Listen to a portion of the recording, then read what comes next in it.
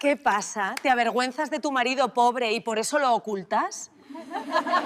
El murmullo en el salón se apagó de golpe cuando ella entró.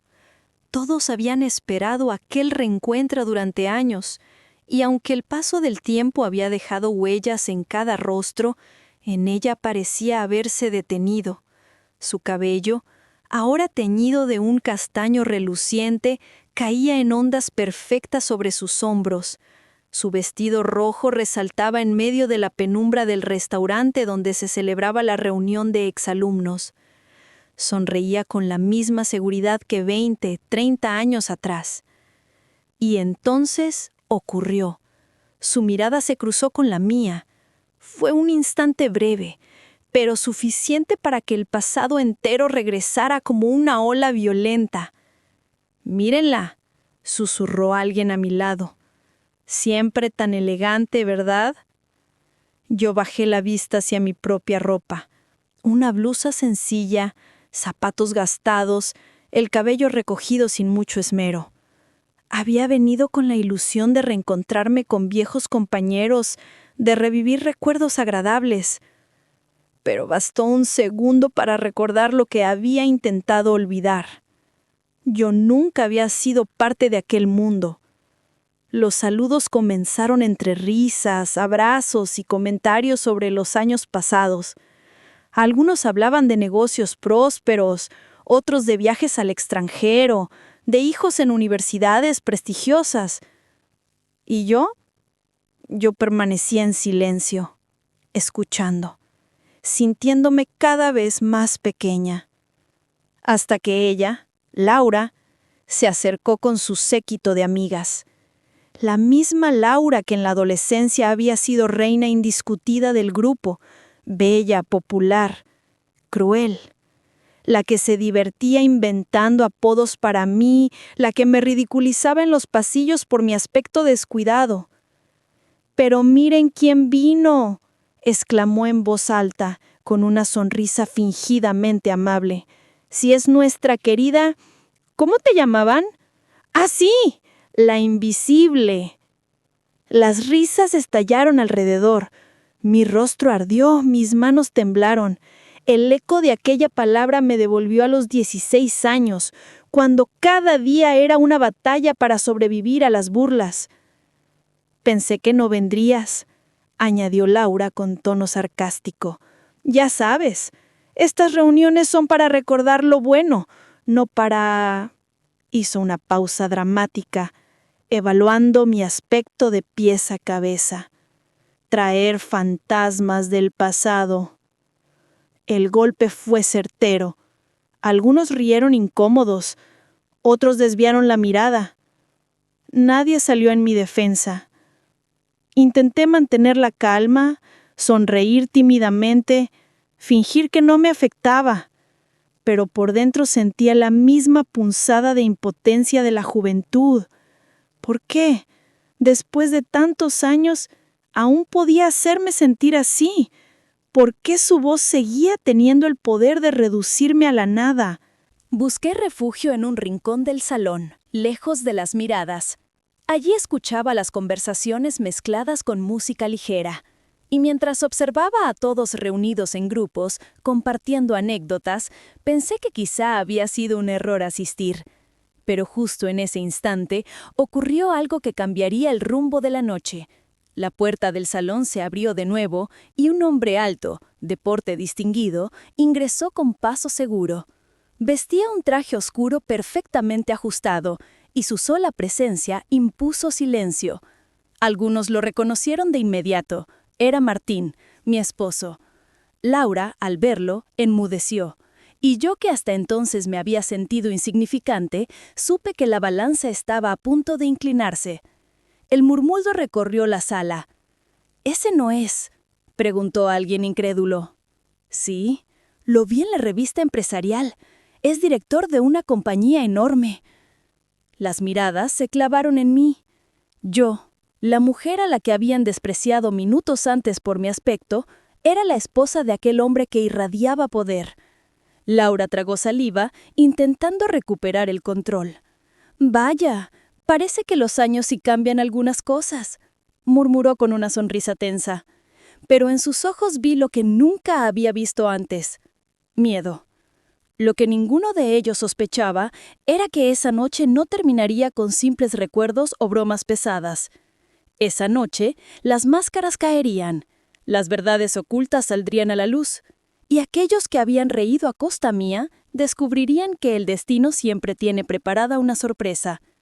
Porque cuando Martín se acercó, me tomó de la mano y me presentó con orgullo como su esposa, vi cómo las sonrisas de mis antiguos verdugos se transformaban en gestos de incomodidad, en súplicas disfrazadas. Y en ese momento supe que la historia apenas comenzaba. Parte 1 terminada, aproximadamente 8100 caracteres. El murmullo que había recorrido la sala tras la entrada de Martín se fue apagando lentamente, pero la incomodidad permanecía en el aire. Laura, todavía con su sonrisa fingida, decidió no soltar la presa. Tal vez pensó que podía recuperar la corona de reina que siempre había llevado, aunque fuera a costa de ridiculizarme una vez más frente a todos. ¡Qué sorpresa tan peculiar!, dijo en voz alta, asegurándose de que todos escucharan. Nunca imaginé que alguien como tú pudiera terminar con alguien como él. Las carcajadas volvieron a estallar. Sus amigas la secundaban con miradas cómplices, como en los viejos tiempos. El golpe fue doble, contra mí y contra Martín, como si nuestra unión fuera una anomalía, una burla del destino. Yo bajé la mirada, pero Martín apretó suavemente mi mano. Ese gesto me devolvió el aliento. ¿Alguien como yo?, respondí, por primera vez sin temblar. ¿Qué quieres decir, Laura? Ella me miró de arriba a abajo con descaro. Vamos, no te ofendas, solo digo que todos aquí recordamos cómo eras en escuela, desaliñada, callada, invisible. Y mírate ahora, parece que nada ha cambiado mucho. Hizo una pausa y añadió con crueldad. Solo que ahora tienes un buen salvavidas. El salón entero quedó en silencio. Algunos rieron con nerviosismo, otros esperaban mi reacción. Yo sentí la vieja punzada en el pecho, pero ya no era la misma adolescente indefensa de antes. Martín dio un paso al frente, sin soltar mi mano. Ese gesto me devolvió el aliento. ¿Alguien como yo?, respondí por primera vez sin temblar. ¿Qué quieres decir, Laura? Ella enrojeció, pero todavía no estaba dispuesta a ceder. Oh, no dramatices, Martín, solo estamos recordando. Es una reunión para reírnos, ¿no? Pero el tono de su voz ya no sonaba convincente. La cena continuó entre conversaciones tensas. Yo apenas probé bocado, atrapada entre la vergüenza y la rabia. Cada vez que Laura encontraba una oportunidad, lanzaba un comentario venenoso sobre mi ropa, sobre mi manera de hablar, sobre lo afortunada que era de haber encontrado un marido como Martín. Seguro que sin él nadie te recordaría, susurró en un momento en que solo yo podía escucharla. Y aunque sus palabras me herían, algo en mí estaba cambiando. Ya no quería huir, ya no quería esconderme. Había soportado demasiado durante demasiado tiempo. La chispa que encendió la tormenta llegó con el brindis. Laura se levantó, copa en mano, y con su voz teatral anunció: «Quiero brindar por los años pasados, por las historias compartidas y por las sorpresas que nos da la vida». Todos levantaron sus copas, algunos sonrientes, otros incómodos. Y entonces Laura soltó la estocada final.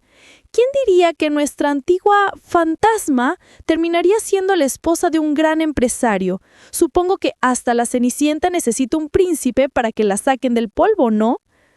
Las risas explotaron como un látigo en mi piel. Sentí que las paredes se cerraban sobre mí. Pero antes de que pudiera reaccionar, Martín golpeó suavemente su copa contra la mesa. El sonido metálico impuso silencio. «Creo que confundes las historias, Laura», dijo con calma, aunque sus ojos ardían de determinación. Cenicienta siempre fue noble, trabajadora y valiosa. Los que se quedaron en el polvo fueron quienes nunca pudieron ver más allá de las apariencias. El impacto fue inmediato. El rostro de Laura se contrajo. Sus amigas apartaron la vista. Nadie se atrevió a aplaudir, pero en el aire se respiraba una tensión nueva, como si algo estuviera a punto de romperse.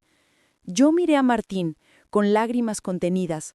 Por primera vez en mucho tiempo, alguien me defendía frente a todos, y no era cualquier persona.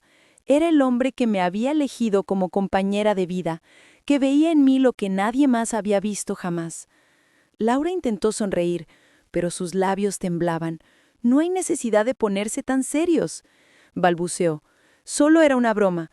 Pero todos sabían que la máscara de reina se había agrietado. Esa noche, mientras el ambiente se enfriaba y las conversaciones se retomaban a medias, yo entendí que la historia estaba lejos de terminar. Laura no se quedaría tranquila después de haber sido expuesta.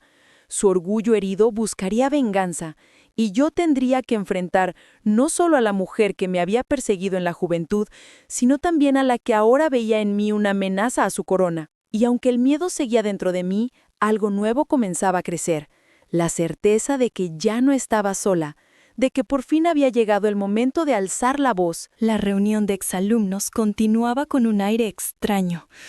Algunos intentaban retomar la conversación como si nada hubiera pasado, pero las miradas furtivas, los cuchicheos y las sonrisas incómodas dejaban claro que la tensión flotaba sobre todos. Laura, sentada en el centro de la mesa principal, parecía una actriz herida intentando mantener el control de la escena. Su risa sonaba demasiado fuerte, sus gestos demasiado exagerados, pero yo sabía que detrás de esa máscara su orgullo estaba sangrando. Y lo confirmé cuando, en medio de la cena, decidió dar un nuevo golpe. «Propongo un juego», anunció, levantando la copa. «Ya que estamos reunidos después de tantos años, ¿qué mejor que recordar quiénes éramos y divertirnos un poco?» Un murmullo de aprobación recorrió la sala. Muchos pensaron que era una idea inocente, un modo de romper la tensión. Pero yo sentí un escalofrío. Conocía demasiado bien los juegos de Laura. En la secundaria, siempre eran su excusa para humillar a alguien frente a todos. Y casi siempre ese alguien era yo. El juego consistía en pasar un micrófono de mesa en mesa para que cada persona contara una anécdota graciosa de los años escolares. Al principio todo parecía inocente. Bromas de maestros, travesuras en las excursiones, amores adolescentes. Las risas se multiplicaron y por un momento creí que tal vez estaba equivocada, que Laura había decidido dejarlo pasar. Pero cuando el micrófono llegó a su mano, la trampa se reveló. «Bueno», dijo, sonriendo con malicia, «yo recuerdo perfectamente a alguien que siempre llegaba con la ropa arrugada, el cabello despeinado y los zapatos gastados. Todos la llamábamos la fantasma del aula». Las risas estallaron. Yo cerré los ojos con fuerza. Era como volver a los pasillos fríos de la escuela, a los susurros que me seguían por detrás. Laura no se detuvo. «Siempre estaba sola, siempre callada, excepto cuando alguien tenía la bondad de incluirla. Y miren qué curioso, tantos años después sigue igual». Se inclinó hacia mí y añadió con voz venenosa: «Invisible hasta que un hombre importante decidió sacarla de las sombras». Las carcajadas fueron más crueles que nunca. Algunos compañeros intentaron suavizar el momento con aplausos incómodos, otros fingieron no reírse, pero la herida estaba hecha. Yo sentí como la rabia subía desde lo más profundo de mi ser. Podía haberme levantado y huido, como tantas veces en la juventud. Podía haberme quedado en silencio, tragándome las lágrimas. Pero ya no era aquella adolescente indefensa. Ya no estaba sola. Martín me miró con firmeza, como si me diera permiso para hablar. Y yo, temblando pero decidida, pedí el micrófono. El salón entero enmudeció. «Sí, es cierto», dije con voz quebrada al principio, pero luego más fuerte. «Yo era la que usaba ropa vieja, la que no podía pagar zapatos nuevos, la que caminaba con miedo cada día de escuela. Y sí, ustedes me llamaban fantasma. El silencio era absoluto. Nadie se movía. Pero lo que ustedes nunca supieron, continué, es que ese fantasma los observaba a todos. Veía sus juegos crueles, sus risas, sus máscaras. Y mientras ustedes me hacían invisible, yo aprendí a ver la verdad detrás de cada sonrisa. Algunos bajaron la mirada, avergonzados. Laura me observaba con los labios apretados, incapaz de detenerme. Hoy, después de tantos años, puedo decirles algo. La vida siempre da la vuelta. Porque aquel fantasma que ustedes despreciaban ahora está aquí, frente a ustedes, de pie. Y no necesita vestidos caros ni coronas falsas para demostrarlo. El aplauso comenzó tímido, pero pronto se extendió por toda la sala. No eran todos, claro, pero bastaba con que unos cuantos rompieran la complicidad del silencio. Laura, acorralada, intentó reírse. «Vaya, parece que ahora tenemos a una oradora entre nosotros». Pero su voz sonó vacía. Ya no tenía el mismo poder. El micrófono, por primera vez, no era su arma, sino el espejo que mostraba su propia crueldad. Martín me abrazó con orgullo. «Ya no eres invisible», me susurró al oído, «y nunca más lo volverás a hacer». Esa noche entendí que algo había cambiado. No era solo un reencuentro escolar. Era un ajuste de cuentas con el pasado. Laura aún no había caído del todo, pero su reinado estaba resquebrajado. Y yo había dado el primer paso hacia la libertad. Lo que no sabía era que lo peor aún estaba por venir, porque cuando el orgullo herido busca venganza, la batalla apenas comienza. La música subió apenas un punto, como si el DJ hubiera entendido que la tensión necesitaba disfrazarse de fiesta. Las luces cálidas del salón bailaban sobre los rostros de todos, pero ninguna lámpara era capaz de ocultar el rastro de inquietud que dejó mi discurso. Laura se mantenía erguida, sosteniendo la copa con elegancia, fingiendo que nada la había rozado. Sin embargo, sus ojos la traicionaban. En ellos centelleaba esa chispa ácida de quien prepara una venganza sin medir consecuencias. No tardó en llegar. Propuso un momento de recuerdos, una idea que sonó inocente para la mayoría y que arrancó algunas palmaditas entusiastas. El maestro de ceremonias, viejo amigo suyo, anunció un slideshow sorpresa. Fotografías y videos rescatados de los años escolares.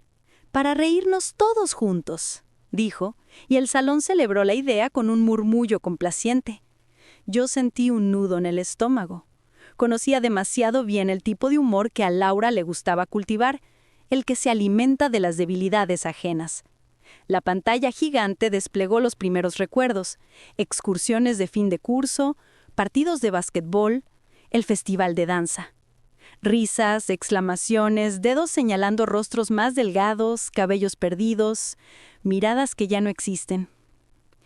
Entonces aparecieron los pasillos del edificio A y una foto que me devolvió un vértigo antiguo. Yo, sentada al borde de la cancha, con el uniforme mal planchado y una mochila con cierres rotos. Se escucharon risitas dispersas, y aunque no hubo carcajadas, la herida se abrió sola. Laura, sentada en primera fila, no apartaba la vista de la pantalla. Parecía beber de aquel pasado como de un vino caro. El siguiente video fue peor. Una broma que me hicieron en el patio, en la que alguien apagó las luces del corredor y empujó mi mesa para que tropezara. Se oyó mi voz de adolescente conteniendo las lágrimas y un coro de risas que parecía no terminar. El aire del salón de ahora se volvió pesado. La gente reía menos. Algunos incluso empezaron a mostrarse incómodos. Pero Laura, con sonrisa apretada, hizo una seña al DJ para que subiera un poco la música justo en el momento en que en la pantalla alguien decía mi apodo de entonces, la fantasma. El golpe fue quirúrgico. Martín me rodeó los hombros y por un segundo pensé en pedir que detuvieran todo. No lo hice. Sentí que si me levantaba, huía para siempre. Y ya no quería huir. En cambio, respiré hondo, me enderecé y miré la pantalla con la frente alta. Noté con sorpresa que 3 o 4 compañeros me observaban con una mezcla de culpa y vergüenza. Uno de ellos, a quien apenas recordaba, murmuró qué mal gusto, lo bastante alto para que su mesa lo oyera. La ola empezó a virar. Laura captó ese cambio sutil y como capitana desesperada viró el timón a lo bruto. Pidió el micrófono. Dijo que todo era con cariño, que todos fuimos adolescentes, que quién no se ha equivocado. Sonaba coartada. Y acto seguido, propuso cerrar el círculo con un pequeño concurso de baile. Llamó por nombre a varias personas. Y por supuesto, dijo el mío. Quería llevarme al centro del salón como antes, exponerme bajo la luz, obligarme a tropezar otra vez. Me levanté despacio. Martín intentó retenerme, pero le apreté la mano con un gesto breve. Déjame.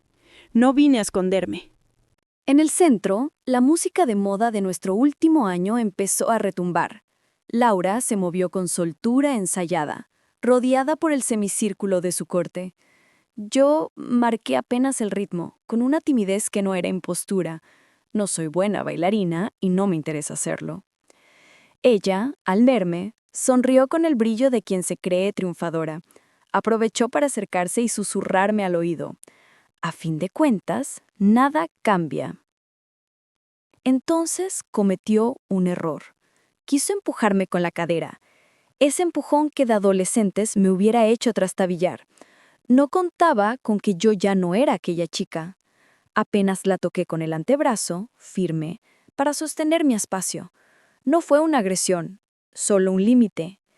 Ella perdió el equilibrio medio paso y en la torpeza de recuperarse, su copa chorreó sobre su propio vestido. El salón hizo una inhalación colectiva. Yo instintivamente quise ayudarla. Ella apartó mi mano como si quemara. El DJ, nervioso, cambió de canción. En la pantalla gigante, por descuido o por destino, entró una foto inesperada.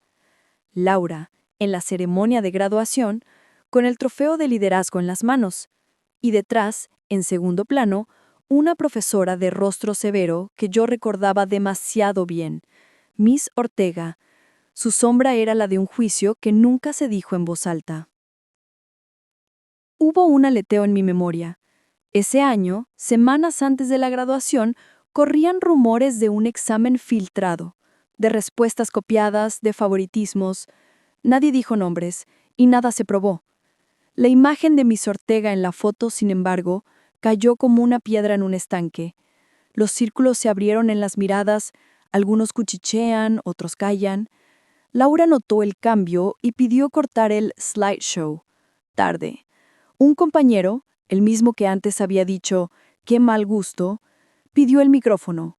Preguntó con voz neutra si no sería mejor dejar los recuerdos lindos y evitar los que avergüenzan. Alguien aplaudió. Luego varios más. El salón que minutos atrás parecía dispuesto a sacrificarse por una reina, empezaba a buscar otro norte. Laura, herida, cambió de estrategia. Invocó un brindis por el amor, sonriendo hacia Martín con un destello de desdén, como si quisiera insinuar que yo no merecía esa mano. Me nombró por mi apellido de soltera. Preguntó, como quien no quiere la cosa, ¿a qué me dedicaba ahora? Esas 2 últimas letras cargadas de veneno, ahora, como si estuviera obligada a justificar cada paso de mi vida. Yo respondí con sencillez. Trabajo medio tiempo en una biblioteca de barrio, me gusta ayudar a la gente a encontrar historias. Laura abrió los ojos con teatralidad y dijo, ¡qué tierno! La palabra cayó con el filo de un cuchillo. No tuve tiempo de herirme. Una mujer de nuestra promoción, Silvia, la de ciencias, se puso de pie. Dijo que de estudiante había pasado tardes enteras en bibliotecas públicas porque en su casa no había silencio, y que si ahora dirigía un laboratorio, era, en parte, por aquellas horas resguardadas entre libros. Hizo un gesto hacia mí, agradecida. Yo no la había visto desde que teníamos 18 años. El salón aplaudió de verdad. Laura torció la boca y pidió otra ronda de tragos. Sus amigas ya no reían tanto. El cansancio empezó a delatarla. Se le notaba en los hombros tensos, en el cuello rígido, en la forma descompuesta en que sujetaba la copa. Como quien patina sobre hielo frágil, dio un paso más allá. Anunció que para dar alegría, de verdad, organizaría un reconocimiento espontáneo a los grandes triunfadores. Nombró a 2 empresarios, a una influencer, a un político local. Y, por supuesto, se nombró a sí misma. Cuando terminó su lista, añadió, con voz de miel, y por supuesto, a Martín, por su brillante trayectoria. Los ojos de varios giraron hacia mí, esperando el golpe final. Laura creía que exaltando a mi esposo me haría quedar pequeña. No sabía lo que estaba encendiendo. Martín se levantó, agradeció con sobriedad y antes de sentarse pidió también el micrófono. Dijo que los triunfos se sostienen en gente invisible que nunca sube al escenario. Madres que cosen, abuelos que cuentan historias, bibliotecarias que prestan un libro preciso en un momento de hambre. Dijo mi nombre, no por exhibirme, sino por honrarme. El silencio fue hermoso. Laura, sin otra bala, intentó un chiste. No exageremos, que tampoco estamos en un cuento de hadas. Alguien contestó, desde el fondo, quizás es justo eso lo que necesitamos para dejar de ser crueles. No supe quién lo dijo, pero le quise. Yo me senté, y el temblor en mis manos se convirtió en calor. El miedo, ese huésped antiguo, bajó la maleta. Sentí, por primera vez, que ya no iba a volver a casa conmigo. Aún así, Laura no desistió. Hizo venir a su mesa a un viejo compañero que ahora trabajaba en el ayuntamiento. Le pidió en público una sorpresa bonita para todos. Él, azorado, carraspeó y anunció que por gestión de amigos conseguirían entradas con descuento para un espectáculo de lujo en el Teatro Municipal. La corte aplaudió. Laura me miró con triunfo barato.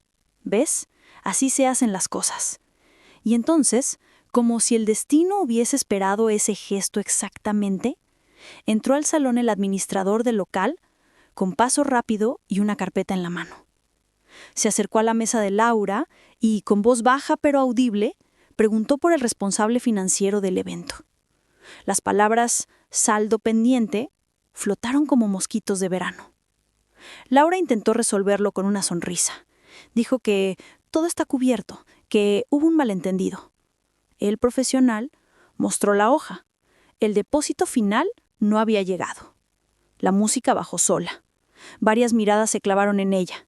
Era una suma que, sin ser escandalosa, no era menor. Y fue ahí cuando Laura agarró el micrófono por puro instinto de conservar el escenario y dijo lo peor que podía decir. Que se ocupe él, y señaló a un compañero al que todos recordábamos por su timidez y por trabajar ahora de maestro en una escuela pública. Un zumbido de desaprobación cruzó la sala. La vieja crueldad, desnuda, con la cuenta en la mano. Me puse de pie, no por heroísmo, sino por cansancio. Me acerqué al administrador y le pedí, con calma, que me mostrara el comprobante. Lo miré. No sabía quién era yo ni tenía por qué importarle. Le dije que si aceptaba, yo haría el pago ahora y luego la organización nos embolsaría. El hombre dudó, como dudan los que no quieren enredarse en líos ajenos. Martín ya estaba a mi lado, la tarjeta en la mano. El administrador asintió. El gesto fue simple, silencioso, sin épica. Pero en ese instante el salón giró. No por el dinero, sino por la desnudez y el contraste. La mujer que hace un minuto se coronaba sobre todos, prefería cargar la deuda en las espaldas del más frágil. La fantasma, en cambio, pagaba para que la fiesta no se convirtiera en vergüenza colectiva. Laura intentó agradecer con una frase melosa que le salió áspera. Dijo que no era necesario, que todo se habría resuelto. Nadie la siguió. En varias mesas ahora me sonreían con una calidez nueva y, de pronto, como si el destino hubiese esperado ese gesto exactamente, entró al salón el administrador del local con paso rápido y una carpeta en la mano. Se acercó a la mesa de Laura y, con voz baja pero audible, preguntó por el responsable financiero del evento. Las palabras saldo pendiente flotaron como mosquitos de verano. Laura intentó resolverlo con una sonrisa. Dijo que todo está cubierto, que hubo un malentendido. Él, profesional, mostró la hoja. El depósito final no había llegado. La música bajó sola. Varias miradas se clavaron en ella. Era una suma que, sin ser escandalosa, no era menor. Y fue ahí cuando Laura agarró el micrófono por puro instinto de conservar el escenario y dijo lo peor que podía decir, que se ocupe él, y señaló a un compañero al que todos recordábamos por su timidez y por trabajar ahora de maestro en una escuela pública. Un zumbido de desaprobación cruzó la sala. La vieja crueldad, desnuda, con la cuenta en la mano. Me puse de pie, no por heroísmo, sino por cansancio. Me acerqué al administrador y le pedí, con calma, que me mostrara comprobante. Lo miré, no sabía quién era yo, ni tenía por qué importarle. Le dije que si aceptaba, yo haría el pago ahora y luego la organización nos reembolsaría. El hombre dudó, como dudan los que no quieren enredarse en líos ajenos. Martín ya estaba a mi lado, la tarjeta en la mano. El administrador asintió. El gesto fue simple, silencioso, sin épica. Pero en ese instante, el salón giró, no por el dinero, sino por la desnudez del contraste. La mujer que hace un minuto se coronaba sobre todos, prefería cargar la deuda en las espaldas del más frágil. La fantasma, en cambio, pagaba para que la fiesta no se convirtiera en vergüenza colectiva. Laura intentó agradecer con una frase melosa que le salió áspera. Dijo que no era necesario, que todo se habría resuelto. Nadie la siguió. En varias mesas ahora me sonreían con una calidez nueva. Y de pronto, como si el destino hubiese esperado ese gesto exactamente, entró al salón el administrador del local con paso rápido y una carpeta en la mano. Se acercó a la mesa de Laura y, con voz baja, pero audible, preguntó por el responsable financiero del evento. Las palabras saldo pendiente flotaron como mosquitos de verano. Laura intentó resolverlo con una sonrisa, dijo que todo está cubierto, que hubo un malentendido. Él, profesional, mostró la hoja. El depósito final no había llegado. La música bajó sola. Varias miradas se clavaron en ella. Era una suma que, sin ser escandalosa, no era menor. Apretó el labio inferior como quien se muerde para no llorar. Yo no quería verla derrotada, pero tampoco podía rescatarla de su propia construcción. El gerente, que no sabía nada de nuestras pequeñas guerras, anunció al micrófono que, en honor a los exalumnos, el local añadiría una contribución igual a la nuestra para el fondo de becas del año siguiente. El salón aplaudió con ganas. Varias personas se levantaron y se acercaron a nuestra mesa para ofrecer sumas pequeñas, gestos, voluntarios. Un compañero, que en la escuela había sido el alma de las bromas, me abrazó con una torpeza dulce y dijo: «Perdón por tantas cosas». No fue una victoria, fue un reordenamiento. Las piezas del tablero se movieron solas. Laura, con un hilo de voz, trató de retomar el mando. Propuso una última foto conjunta, como antes, dijo, cuando todos éramos una sola clase. Nadie se negó. La foto se hizo. Y en ella cabemos todos, incluso nuestras contradicciones. Pero la corona ya no estaba en su cabeza. No porque alguien se la arrancara, sino porque entendió al fin que nunca había sido suya, solo un reflejo sostenido por el miedo ajeno. Cuando el flash se apagó, me acerqué a ella. No llevaba frases preparadas. No nací para la elocuencia de los finales. Le dije algo sencillo, que la vida continúa, que aún estamos a tiempo de ser mejores que nosotros mismos. Ella me miró con una extrañeza fatigada, como si no entendiera mi idioma. No contestó. Tomó aire y se apartó con dignidad rota. La noche no terminó ahí. Todavía faltaba el regreso de viejos afectos, el reencuentro con una profesora canosa que me reconoció por la voz y me apretó las manos diciendo que por fin te escuchan. Faltaba la salida al patio, el aire fresco, el olor a jacarandá que el viento arrastraba desde el bulevar. Faltaba, sobre todo, el rumor zurdo que empieza a crecer cuando la culpa despierta. Un grupo de antiguas amigas de Laura se me acercó en fila desordenada, con ojos brillantes y palabras torpes. No pidieron perdón con discursos, lo hicieron con gestos pequeños. Si necesitas algo, podemos ayudar con las becas. No sabía si creerles. Tal vez no importara. Lo cierto es que la balanza, al menos esa noche, había dejado de pesar siempre hacia el mismo lado. Y sin embargo, el relato no estaba cerrado. Quedaba un tramo de camino donde la máscara, cuando se siente amenazada, muestra los colmillos. Laura no estaba vencida, solo estaba descubierta. Y la ferocidad de quien ha reinado del lado oscuro del salón suele hacer su última jugada cuando todos creen que la música ya suena más baja. En ese borde de la madrugada, cuando el DJ anunció el último bloque de canciones y muchos empezaron a despedirse, vi a Laura hablar por teléfono apartada, con el ceño fruncido. No pude oír palabras, pero reconocí el gesto de quien convoca a su pieza más fuerte. Intuí, sin saber cómo, que el verdadero giro aún no había escrito. Lo supe cuando guardó el móvil, respiró hondo y volvió al centro con una serenidad impostada, como si un respaldo invisible hubiese vuelto a ponerse de su lado. Habrá un momento, no podía imaginar entonces cuán temprano, en que quienes rieron conmigo minutos antes me mirarán con súplica. Habrá una puerta que se abrirá, y con ella un nombre que cambiará la geometría del salón. Por ahora solo quedaba la vigilia, sostenerme en pie, sostener la mano de Martín, sostener mi voz, no para ganar nada, sino para no perderme otra vez. La noche finalmente eligió su silencio, y yo entendí que la próxima escena, la que volvería todo irrespirable, estaba ya en camino. El salón parecía calmarse después del desorden, como si la música y el vino hubieran borrado el filo de la tensión. Algunos comenzaron a despedirse, otros se agruparon en pequeños círculos de confidencias. Yo pensaba que la tormenta había pasado, que Laura, herida en su orgullo, se retiraría poco a poco hacia las sombras. Me equivoqué. Minutos antes de la medianoche, las puertas del salón se abrieron de golpe. Entró un hombre alto, de porte imponente, con un traje oscuro impecable. Su sola presencia impuso silencio. Reconocí inmediatamente quién era. Javier Delgado, esposo de Laura. No era solo un acompañante cualquiera, era uno de los empresarios más influyentes de la ciudad, un hombre cuya firma podía abrir o cerrar puertas en el mundo de los negocios. Las miradas se clavaron en él como cuchillos.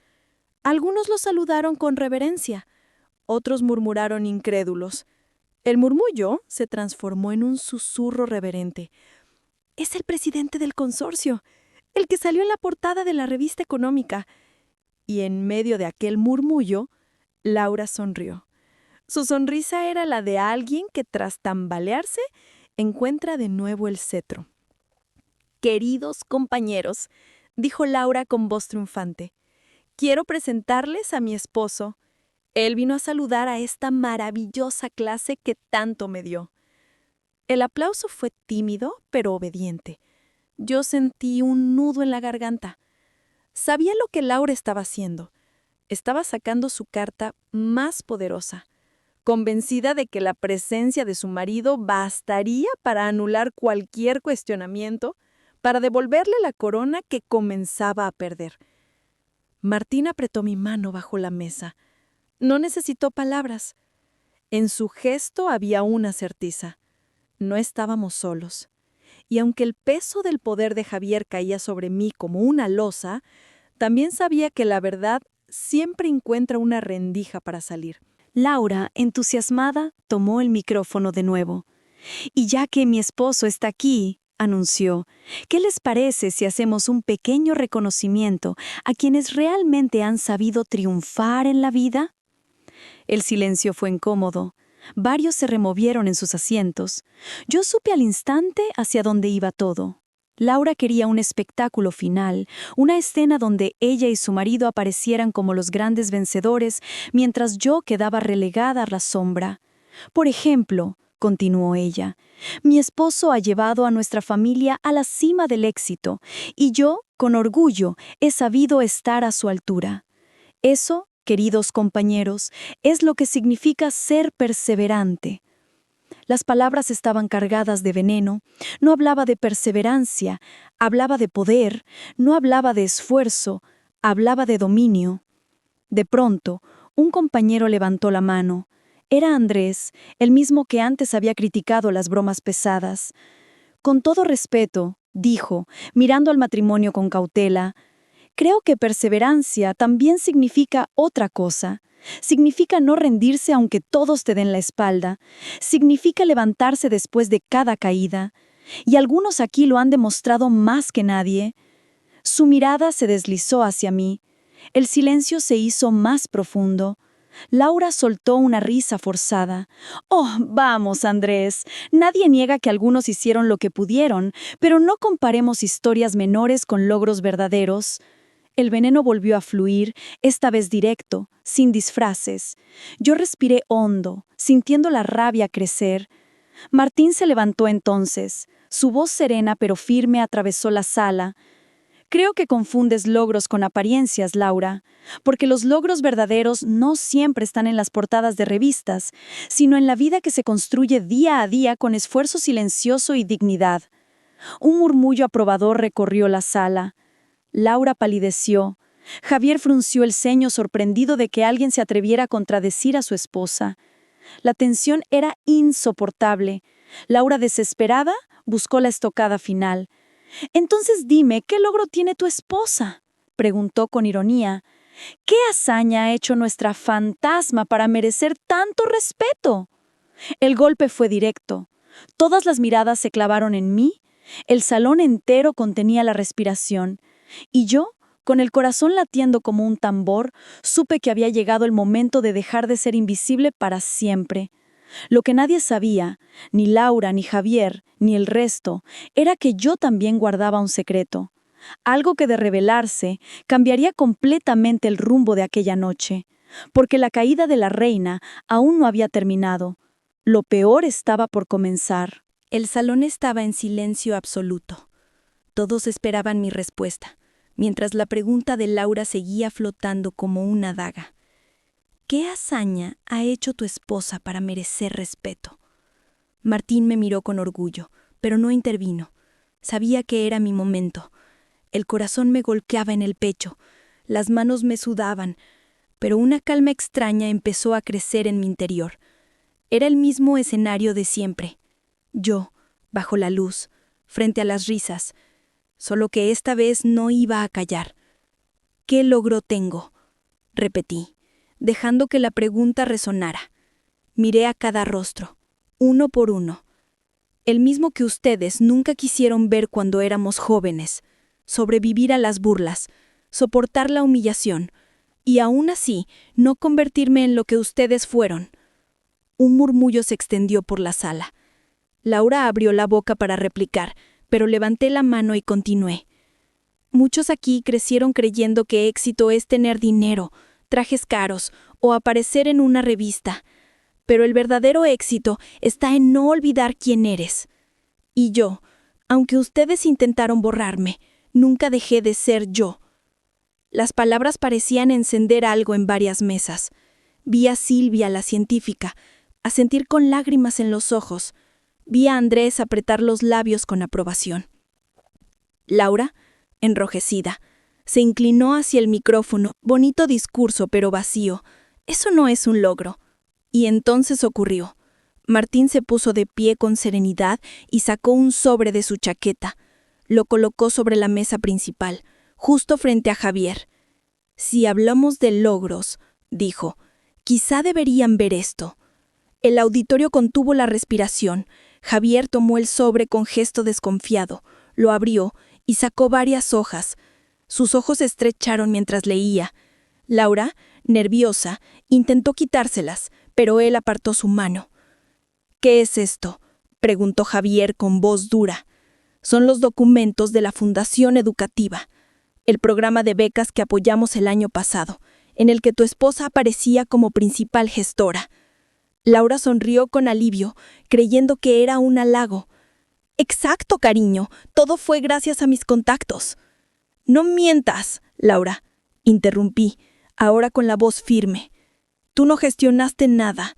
Esos niños nunca recibieron el dinero prometido». El murmullo se transformó en un zumbido de incredulidad. Javier hojeó rápidamente las hojas, el ceño cada vez más fruncido. Martín prosiguió. «Aquí están los registros. Las transferencias se hicieron a una cuenta fantasma.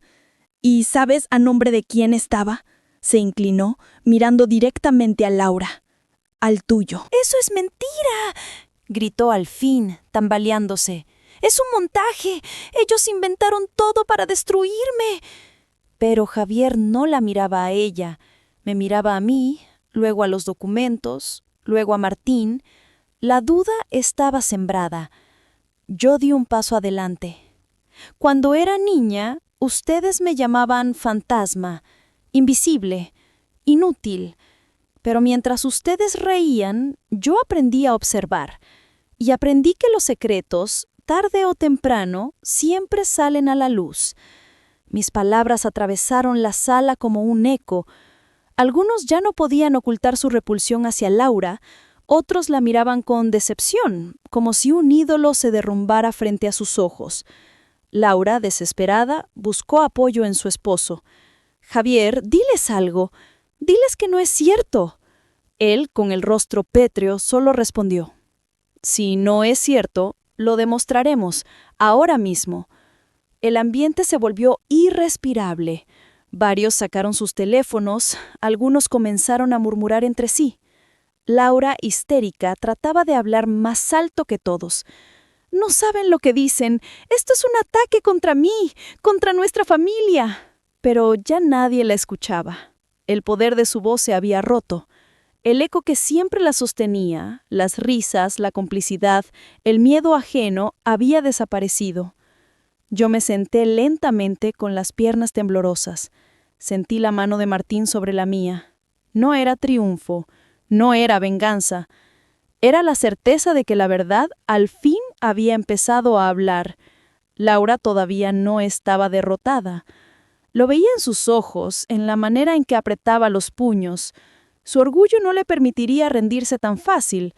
Sabía que en el próximo movimiento intentaría arrastrarme con ella, gritar cualquier mentira, usar cualquier artimaña. Pero ya no tenía el control. El salón, que durante años había sido su reino, ahora era un tribunal silencioso. Y en ese tribunal, la reina empezaba a perder su corona. La verdadera caída estaba a punto de comenzar. Nadie se movía. El murmullo del aire acondicionado parecía un rugido dentro del silencio. Javier seguía con los documentos en la mano, la mirada fija en las cifras, en los sellos, en las transferencias. Laura intentaba respirar con normalidad, pero su pecho subía y bajaba como si hubiera corrido una maratón.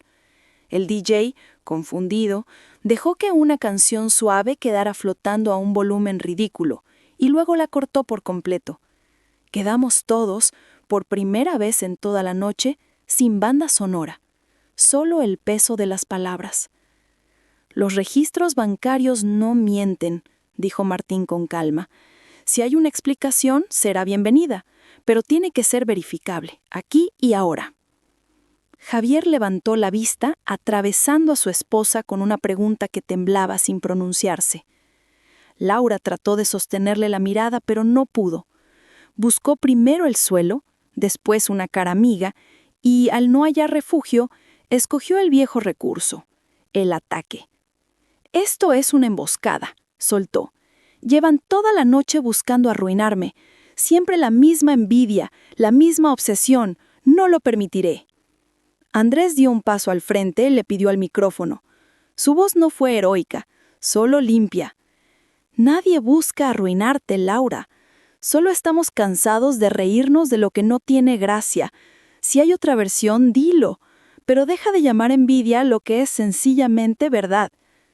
Sentí un estremecimiento en la sala, el tipo de valentía que de repente contagia. Silvia se sumó con un hilo de voz que acabó firme. «Yo puedo verificar algo ahora mismo. Trabajo con la Fundación del Distrito.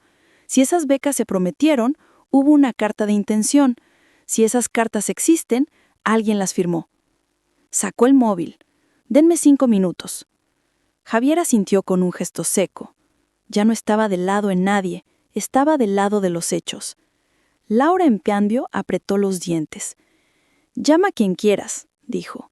«No encontrarás nada». Yo, que había esperado este instante con miedo, descubrí que no sentía satisfacción.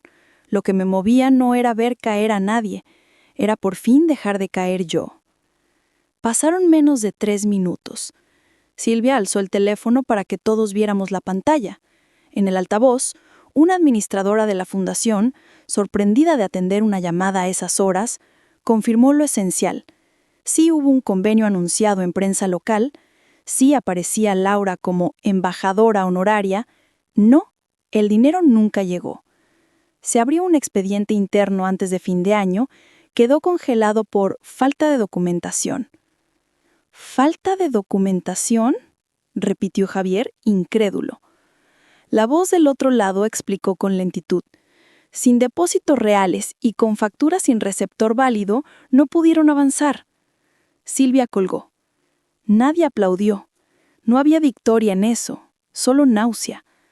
Laura se llevó una mano al pecho, buscando dramatismo donde ya no había escenario.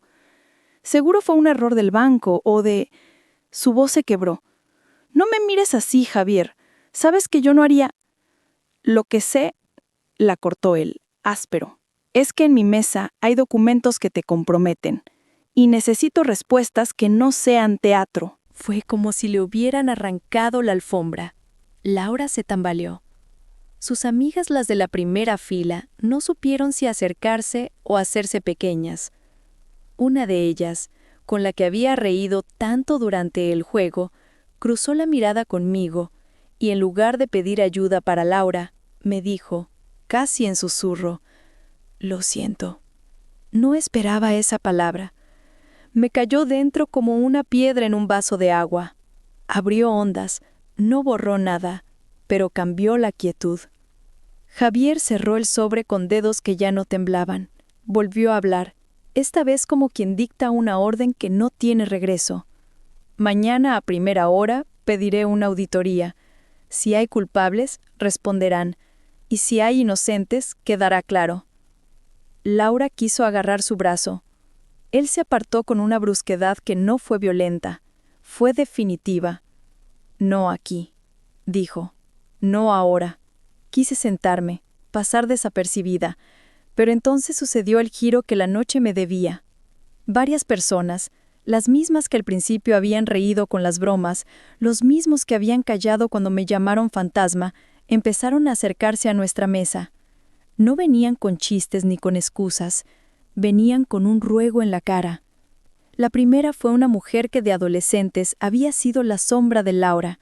Me miró con los ojos llenos de agua. «No dejes que esto se convierta en una cacería», balbuceó.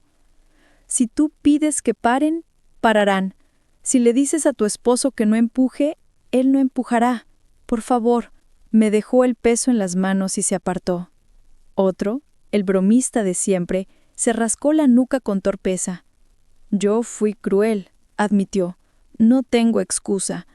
Si se arma un escándalo, habrá gente salpicada que solo fue cobarde, no mala.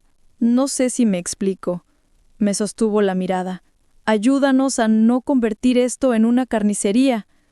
Y así, uno tras otro, comenzaron a hablar. No pedían justicia, pedían piedad, no porque la merecieran, sino porque tenían el filo que ahora, por primera vez, pinchaba del otro lado. No lo vi venir. No sabía que la balanza podía cargarse así, tan de golpe. Me encontré, sin buscarlo, en el centro de una sala que me había expulsado durante años y que ahora me pedía que la salvara de sí misma. Martín, sin apartar la mano de la mía, dejó que escuchara. No dijo nada. En su silencio había un respeto inmenso. Yo decidiría. Javier, a un par de metros, hablaba en voz baja con el administrador del local y con Andrés. No tramaban venganza, buscaban procedimientos. Aún así, la sala, supersticiosa como son los grupos cuando huelen la amenaza, puso mi nombre en el altar equivocado. Una compañera, con un hilo de voz, me llamó la que puede detener esto. Cerré los ojos un instante para no ahogarme. No soy jueza, pensé. No vine a dictar sentencias, vine a respirar sin pedir permiso. Entonces recordé a Miss Ortega en la foto, a la niña que yo fui tropezando con una mesa en la penumbra, al chico del ayuntamiento a quien Laura trató de cargarle la deuda, a las becas que nunca llegaron. Abrí los ojos. No iba a confundir compasión con olvido, no iba a confundir misericordia con mentiras.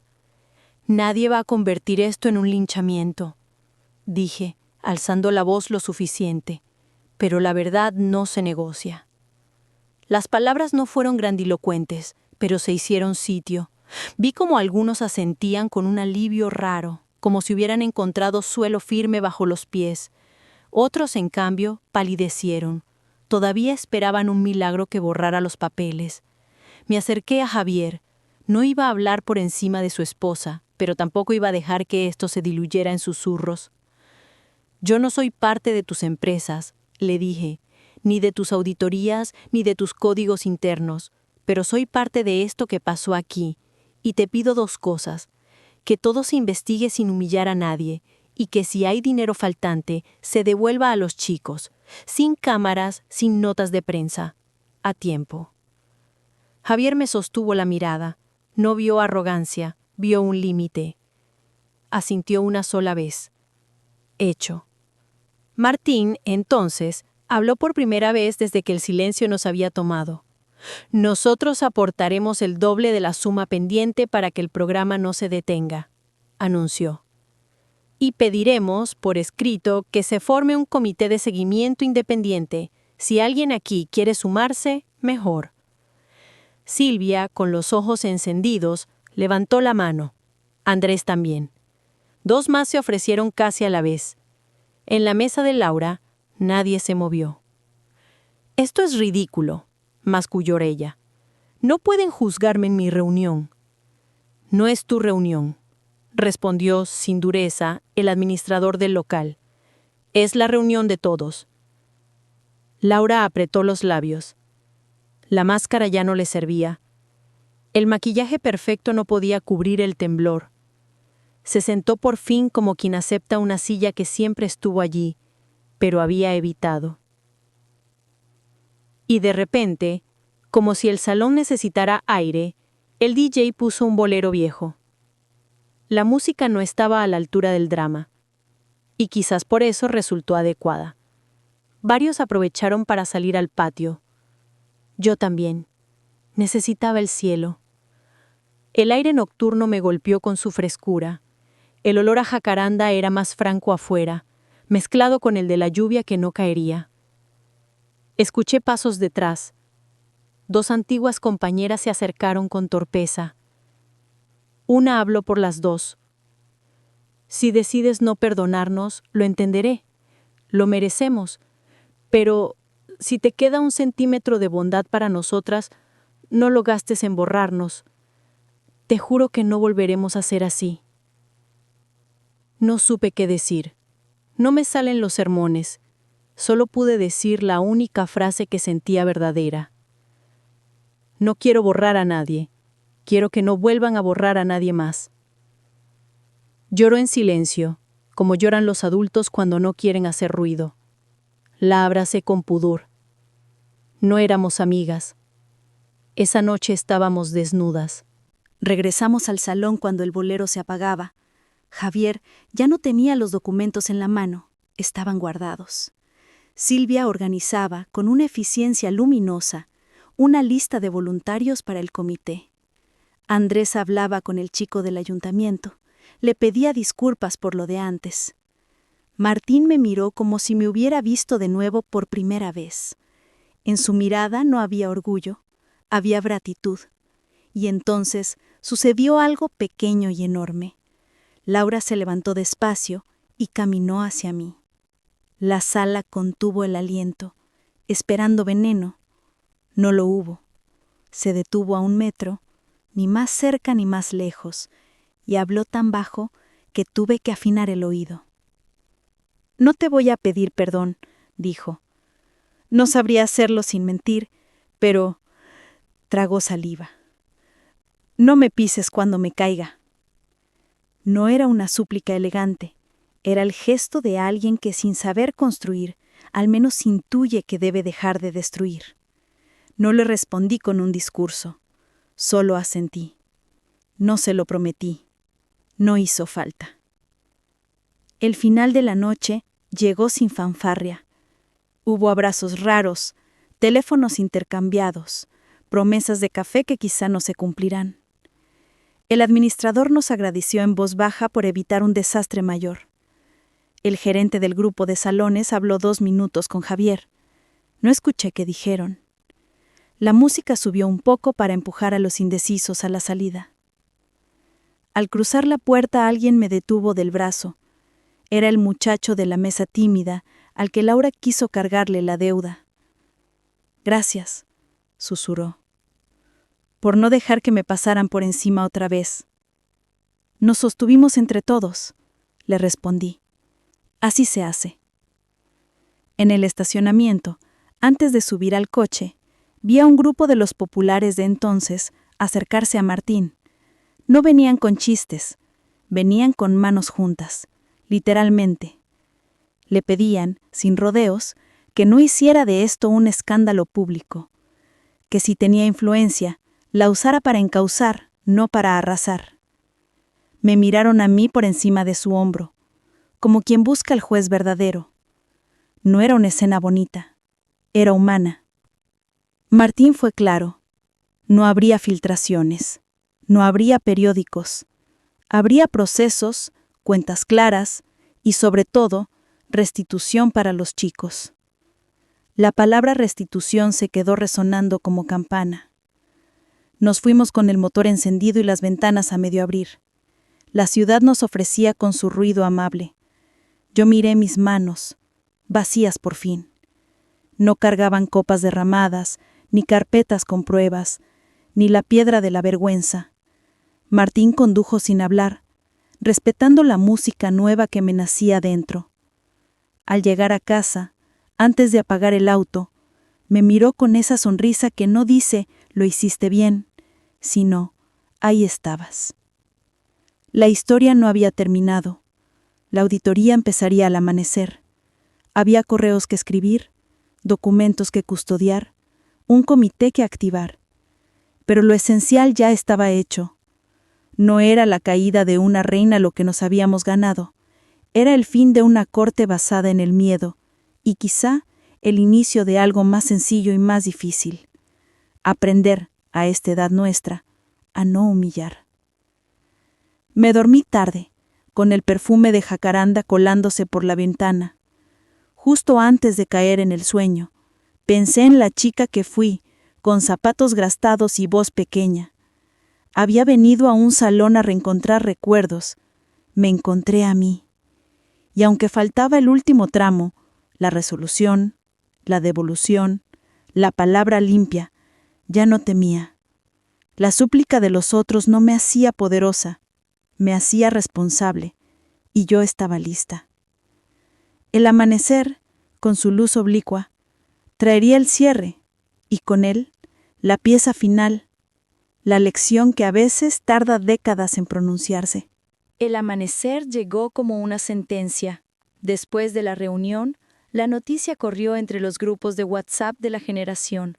La reina había caído. Algunos exageraban, otros suavizaban, pero todos coincidían en lo mismo. Ya nada volvería a ser igual. Yo desperté con la mente pesada, con los ojos aún cansados de tantas miradas.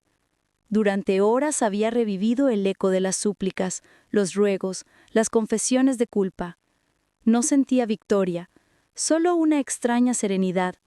Era como si la vida, al fin, me hubiera devuelto la voz que me arrebató en la adolescencia. Martín ya estaba levantado, preparando café. Me sonrió con ese gesto tranquilo que me sostiene desde siempre. «Hoy será un día largo», dijo. Yo asentí. Sabía que se refería a la auditoría, a los correos que llegarían, a las reuniones que se abrirían en cadena.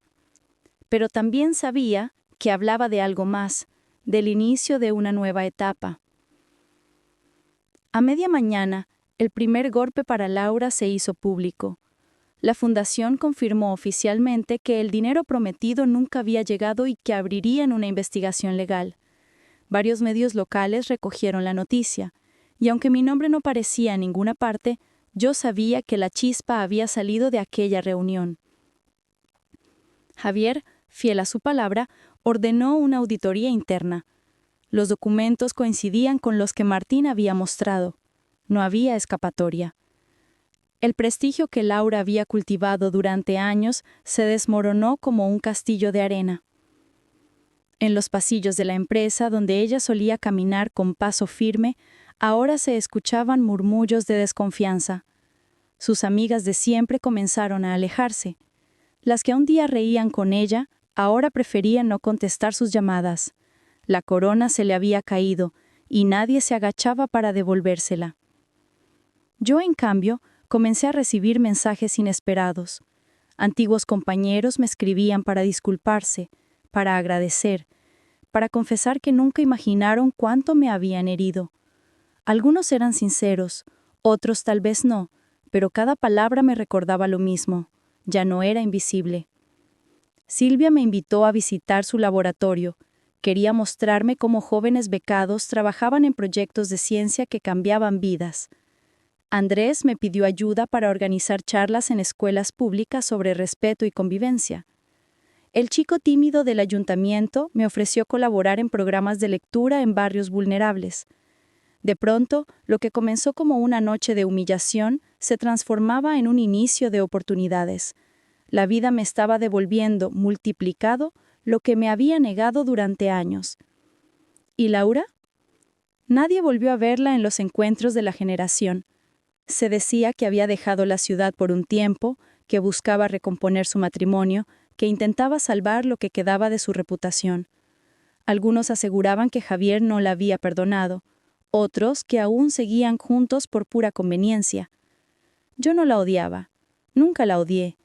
Sí guardaba cicatrices, pero no rencor. Su caída no me llenaba de alegría, me llenaba de certeza. La certeza de que la arrogancia, tarde o temprano, tiene fecha de vencimiento. Meses después, recibí una invitación inesperada. Una maestra jubilada, la señora Ortega, organizaba un pequeño homenaje en la biblioteca del barrio. Al llegar, me encontré con varios excompañeros que habían decidido apoyar el programa de becas. Había jóvenes leyendo en voz alta, niños tomando libros con entusiasmo, voluntarios ayudando. La señora Ortega me tomó de la mano. «¿Lo ves, hija?», dijo con ternura. «Al final todos tenemos la oportunidad de corregir la historia. Tú lo hiciste». Yo sonreí, con lágrimas en los ojos, porque entendí que no se trataba de derrotar a nadie, sino de aprender a no repetir los errores. Aquella noche de la reunión se convirtió en leyenda entre mis antiguos compañeros. Algunos la contaban como el día en que cayó la reina, otros como el día en que habló la fantasma. Yo prefiero recordarla como el día en que aprendimos, aunque fuera tarde, a mirar más allá de las apariencias. Porque la verdadera lección no fue que Laura perdiera su corona. La verdadera lección fue que todos comprendimos algo esencial. Humillar a otro nunca es un triunfo. Y quien lo hace tarde o temprano, acaba humillado por la vida misma. Yo ya no soy invisible. No necesito coronas ni títulos. Mi victoria es simple. Poder caminar erguida. Poder mirar a los ojos sin bajar la voz. Poder decirle a la mujer que fui que todo su dolor valió la pena. Y a quienes me escuchan les dejo esta reflexión. Respeta siempre, incluso el que parece más débil, porque la vida da vueltas y nunca sabes quién será el que un día tendrá en sus manos la balanza del destino.